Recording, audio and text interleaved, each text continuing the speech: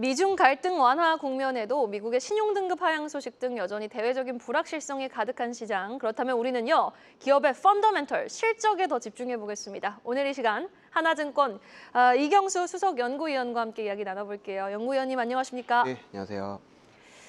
자, 지난주 1분기 실적 시즌이 대부분 다 이제 마무리가 됐습니다. 1분기 실적 시즌 총평을 좀 연구위원님께서 딱 해주신다면요. 이제 어닝 서프라이즈였다 이렇게 좀 음. 이제 얘기를 드릴 수 있을 것 같습니다. 사실은 저희가 이제 실적에 대한 어떤 이제 애널리스트의 추정치가 기대치가 좀 낮았던 측면이 있습니다. 그래서 1분기 영업이익 기준으로 보면은 국내 전체 기준으로 봤을 때는 72조 원 정도 나왔습니다. 그러니까 예상치는 1분기 한 65조 원 정도로 예상을 했었거든요. 그래서 뭐 10% 넘는 어닝 서프라이즈였다 이렇게 보시면 될 것 같습니다. 그래서 뭐 이제 우리가 이제 2분기, 3분기에 대한 어떤 이제 부담감은 있지만 일단은 올해 첫 번째 어떤 그 실적은 상당히 좀 생각보다 잘 나왔다 이렇게 좀 정리를 할 수 있을 것 같고요. 전년 동기 대비해서 이제 증가율 같은 경우에는 한 15%, 16% 정도로 증액을 했습니다. 그래서 1분기 실적은 좋았다 이렇게 정리를 할 수 있을 것 같습니다. 1분기는 어닝 서프라이즈였다라고 정리를 해주신 가운데, 자, 그렇다면은 1분기 실적이 기대보다 훨씬 더 좋았던 섹터, 그리고 기대보다 훨씬 더 안 좋았던 섹터를 좀 분류해 보자면요. 일단은 반도체가 좀 좋았던 것 같아요. 삼성전자의 역할이 상당히 컸습니다. 1분기 서프라이즈는 거의 이제 영끌 실적이라고 보시면 될 것 같고요. 그래서 반도체 같은 경우에는 이제 1분기 실적 뭐 삼성전자가 어닝 서프라이즈가 나타났다라는 측면, 기대치보다는 좀 좋았다는 측면, 그리고 SK 하이닉스는 워낙 이제 시장의 어떤 기대감이 컸었는데 그보다도 더 좋은 모습이 관찰이 되면서 반도체가 당연히 이번에 이제 1분기의 가장 핵심적인 어닝 서프라이즈 업종이었다. 이렇게 주도를 했다 이렇게 보시면 될 것 같고요. 조선하고 방산 업종 같은 경우에도 어닝 서프라이즈가 상당히 좀 컸습니다. 해당 업종 같은 경우에는 올해 이제 내내 이익 증가율이 계속해서 높아져서 우리 한국 시장 안에서도 상당히 좀 독보적인 모멘텀을 좀 보이고 있는 그런 업종이다라고 보시면 될 것 같습니다. 그리고 화장품 업종도 생각보다 실적이 좀 잘 나왔고요. 그래서 반도체, 조선 방산 그리고 화장품 이런 섹터들이 시장 대비해서 좀 어닝 서프라이즈가 좀 나왔다. 시장 예상치보다 좀 좋았다. 이렇게 정리를 할 수 있을 것 같고요. 어닝 미스가 된 업종군 같은 경우에는 이제 크게 보면 정유화학이라든지 뭐 자동차, 뭐 항공, 기계, 방송, 엔터, 기술, 하드웨어, 가전 이런 업종군들이 어닝 미스가 나왔습니다. 해당 업종 같은 경우는 뭐 여러 가지 이슈가 있었지만 기본적으로는 이제 글로벌 경기에 대한 어떤 우려가 부각이 됐었고 이제 전기차에 대한 어떤 그 판매량이 조금 회복이 좀 덜 된다라는 측면 이런 것들이 해당 섹터의 어떤 어닝 미스를 좀 이끌었다 이렇게 정리를 할 수 있을 것 같습니다. 네, 알겠습니다. 확실히 주도 섹터, 뭐 반도체를 제외하고는 주도 섹터들이 어닝 서프라이즈를 기록한 모습을 확인할 수 있었습니다. 자, 그렇다면 연구위원님, 이 1분기 실적 시즌을 통해서 역시 우리 증시 이렇게 반응을 하지라고 유독 부각이 됐던 특징이 있었다면은 좀 어떤 특징이 있었습니까? 일단은 어닝 서프라이즈가 좀 전에 말씀드렸다시피 10%에서 15%가 낮다라고 말씀을 드렸는데 이게 상당히 좀 고르지는 않았습니다. 그래서 좀 전에 저희가 뭐 잘 아시다시피 지금 이제 말씀드렸다시피 이제 실적 상향이라든지 뭐 어닝 서프라이즈 나온 업종은 상당히 소수였고 대부분 업종군들이 어닝 미스였거든요. 그래서 사실은 이제 대형주라든지 특정 업종군들이 좀 쏠림 현상이 좀 있었다. 양극화가 좀 되고 있다. 뭐 한국 부동산 시장 같이 상당히 양극화가 좀 심화되고 있다는 측면이 주가로도 많이 반영이 되고 있죠. 이런 측면으로 좀 보시면 될 것 같고, 그리고 이제 SK 하이닉스하고 삼성전자의 분기 실적이 1, 2등이 바뀌었습니다. 예전에는 삼성전자가 삼성 하이닉스 대비해서 2배, 3배 더 높은 이제 분기 실적을 기록했다라고 하면 작년 4분기부터는 이게 이제 역전이 됐죠. 하이닉스가 한 9조 원대, 삼성전자가 6조, 7조 이 정도 나오기 때문에 이렇게 이제 삼성전자 안에서도 반도체 안에서도 이제 1, 2위가 매출 순위가 좀 바뀌었다라는 부분을 우리가 체크를 할 수 있을 것 같고요. 그래서 반도체 이익 증가율이 크게 둔화되는 것은 하이닉스하고 이제 하이닉스 그려본 거랑 삼성전자 그려본 건 좀 다릅니다. 그래서 사실은 지금 이제 우리가 이제 관심을 가져야 될 것은 삼성전자가 지금 뭐 자사주 매입을 하고는 있지만 신성장 동력을 어떻게 좀 탑재를 하느냐 요거를 우리가 지켜봐야 될 것 같고요.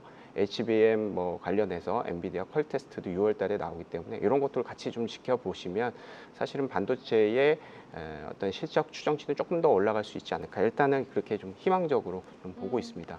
네, 알겠습니다.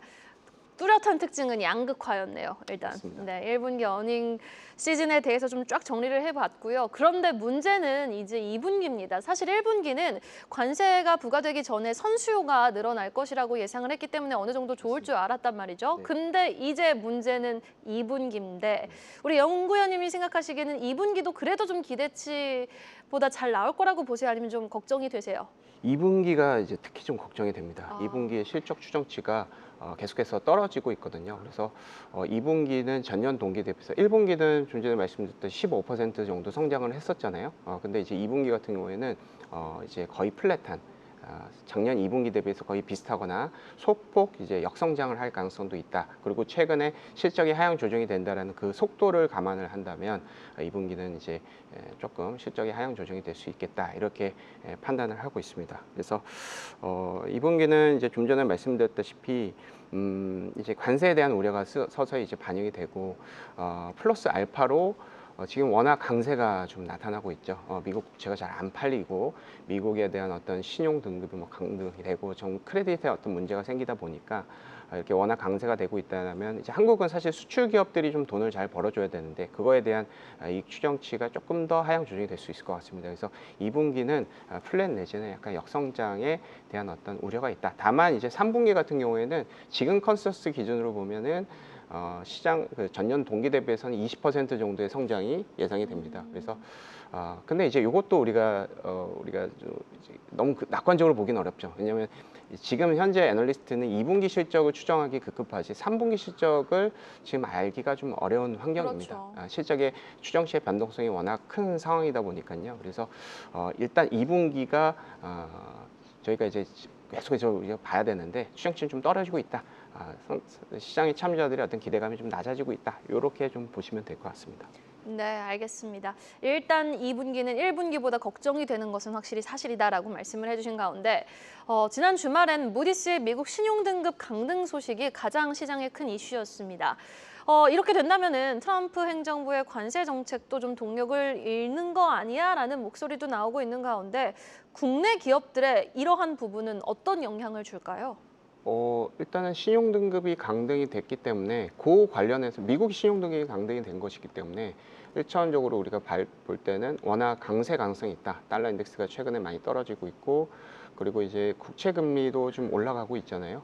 미국 국채 금리가 올라가고 있다는 측면에서 보면 금리도 조금 올라갈 수 있을 것 같고요. 그래서 사실은 이거는 이제 실적에 대한 어떤 펀더멘탈에 대한 어떤 영향보다는 센티먼트의 영향이 좀 있을 수가 있겠다. 물론 이제 서두에서 조금 말씀을 드렸지만은 워낙 강세가 나타나면 한국의 실적 추정치는 분명히 하향 조정입니다. 물론 이제 뭐 유틸리티라든지 일부 내수주 같은 경우에는 워낙 강세가 상당히 좀 이제 반가운 그런 이슈가 될 수 있겠지만 전체적인 한국의 실적 추정치를 봤을 때는 워낙 강세는 실적 추정치에 약간 좀 부정적인 영향을 좀 보인다. 그렇지만 이것이 뭐 무한정으로 좀 반영됐기보다는 지금 어떤 반영된 부분이 이제 일단락됐다라고 가정한다면 한국의 실적의 추정치가 더 추가적으로 하향 조정이 된다라는 것과 이제 연동을 짓기에는 조금 약하지 않을까 생각이 들고요. 그래서 일단은 그렇게 좀 생각을 하고 있고요. 다만 이제 미국이 이제 달러 인덱스가 계속 떨어지면서 지금 이제 셀 아메리카가 많이 나오고 있습니다.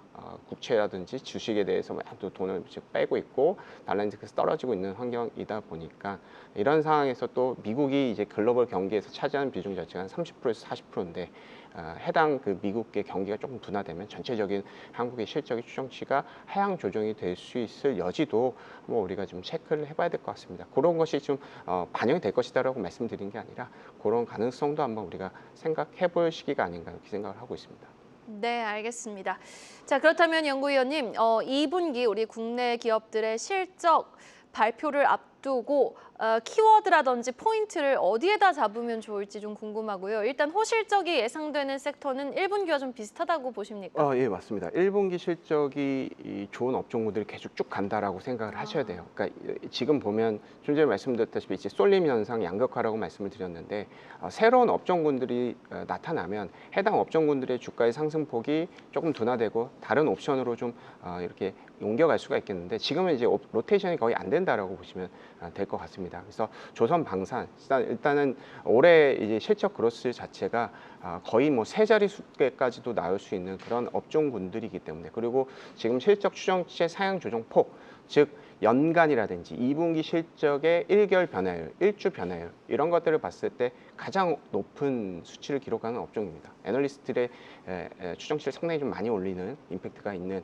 그런 업종군들이기 때문에 이게 우리가 살펴봐야 될 것 같고요. 조선 같은 경우에는 이제 LNG선이라든지 지금은 이제 조선 업종 같은 경우에는 이제 친환경적으로 상당히 좀 까다로운 그 요건을 좀 얘기를 하고 있죠. 그래서 이제 한국은 이제 조선 업종이 상당히 좀 그런 쪽을 좀 잘 만들기 때문에 그런 이슈가 있고요. 방산 업종은 뭐 잘 아시겠죠. 유럽이라든지 중동 쪽에 수출이 상당히 좀 높아지고 추가 수주 가능성도 상당히 높은 측면이 있습니다. 그래서 조선하고 방송 같은 경우에는 이제 뭐 2분기 실적뿐만 아니라 연간 실적이 상당히 좀 강하게 올라가는 상당히 좀 차별화가 된 업종이다 이렇게 보시면 될 것 같고요.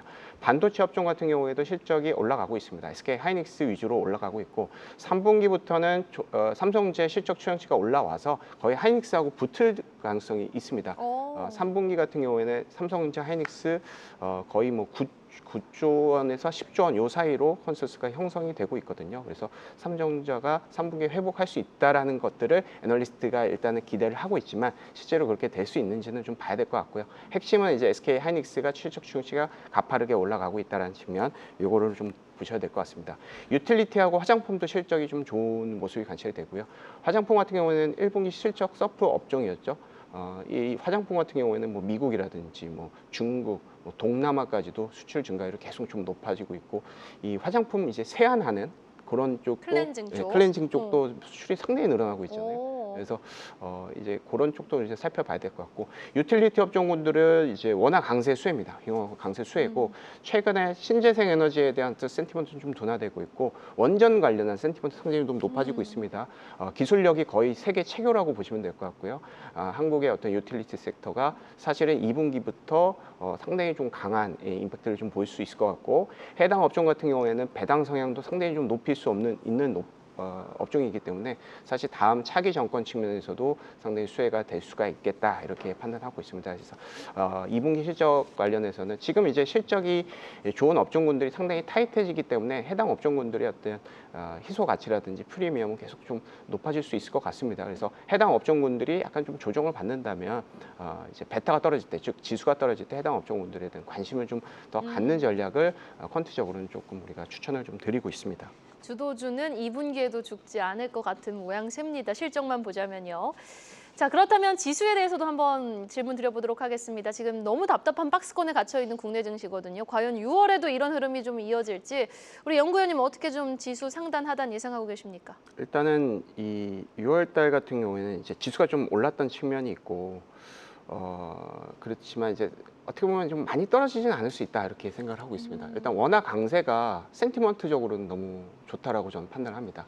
물론 지금 전체적인 이제 미국 금리가 막 급등을 하고 달러 인덱스 막 떨어지는 상황에서 전체적인 안전선 선호를 이제 건드렸기 때문에 시장의 어떤 이게 흔들리는 모습, 동조화되면서 한국 시장 떨어지는 모습이 관찰이 되지만 워낙 강세는 사실 외국인들한테는 상당히 좀 유리한 환경이기 때문에 그리고 달러 인덱스가 좀 떨어지는 상황에서 미국의 국채 금리도 떨어지면 뭐 조금 우리가 조금 과장되게 말씀을 드리면 달러 캐리 트레이더도 나타날 수가 있다라는 그런 상황으로 저는 판단하고 있습니다. 그래서 센티먼트 측면에서 좀 괜찮을 수 있을 것 같고 물론 한국의 2분기의 펀더멘탈 측면에서는 약간 역성장 우려도 있겠지만 3분기에 턴어라운드가 되고 삼성제의 어떤 성장 동력이 탑재가 된다면 상당히 긍정적일 수가 있기 때문에 6월 달 같은 경우에는 지금 지수에서 크게 밀리지 않는 그런 횡보 장세를 저희는 예상을 하고 있고요. 네. 한국의 이 PER 자체도 8배에서 9배로 상당히 좀 아직까지는 좀 낮습니다. 평균이 10.5배거든요. 그래서